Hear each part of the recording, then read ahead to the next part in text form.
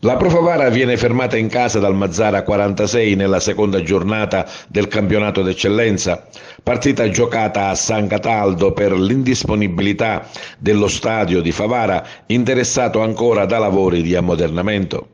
1-1 il risultato finale con la Pro Favara che reagisce e agguanta il pareggio solo al 90° grazie a un calcio di rigore concesso per l'atterramento di Ficarrotta e trasformato da Antonio Cannavò. Il Mazzara era passato in vantaggio all'11° del primo tempo con Ortiz che ha realizzato grazie anche all'uscita dei pali non proprio perfetta del portiere favarese.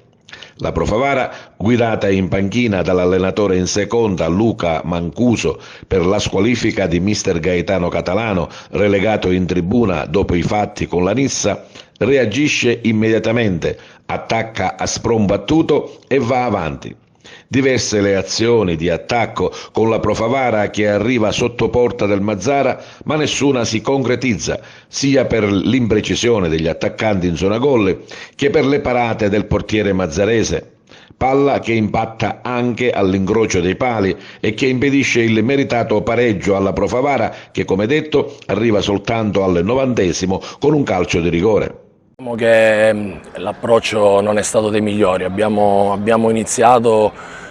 concedendo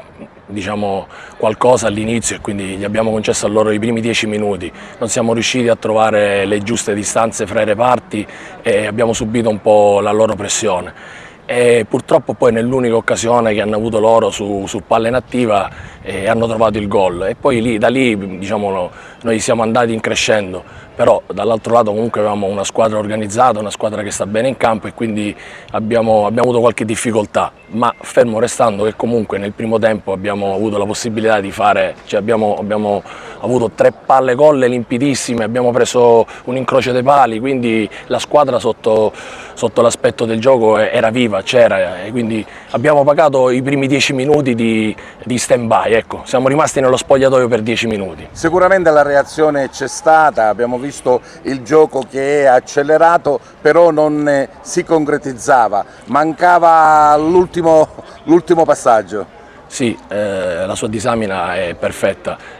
siamo andati benissimo nel secondo tempo perché eravamo più reattivi, arrivavamo prima sulle seconde palle, le abbiamo chiusi nella loro metà campo anche perché loro si sono abbassati, hanno fatto un 5-4-1 un po' più chiusi e noi siamo stati veramente abbastanza penetranti fino a un certo punto, poi purtroppo vuoi la sfortuna, vuoi l'imprecisione, vuoi anche un po' di tensione perché più passano i minuti e il gol non arriva, un po' ci si innervosisce, si perde quelle che sono le geometrie, quelli che sono l'ultimo passaggio che poi ti permette di andare in gol. Ecco. Forse perché le aspettative di questo Pro Favara sono tante e sono grandi? No, ma questo è un grande gruppo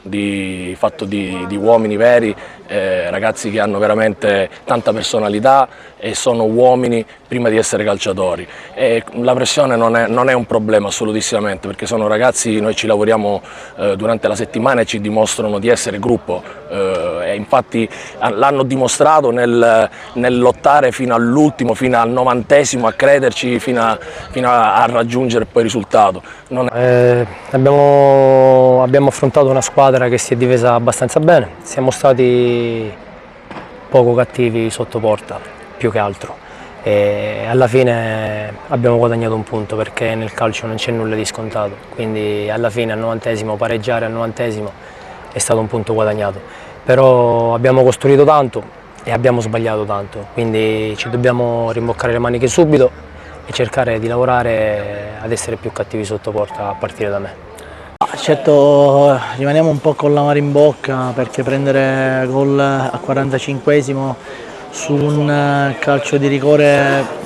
un po' dubbio perché comunque la dinamica non è stata proprio chiara, ci fa rimanere un po' così, però ripeto nell'economia poi generale della partita diciamo che siamo state 2 squadre che ci siamo affrontati a viso aperto. C'è il rammarico di non aver messo la palla dentro con Ortiz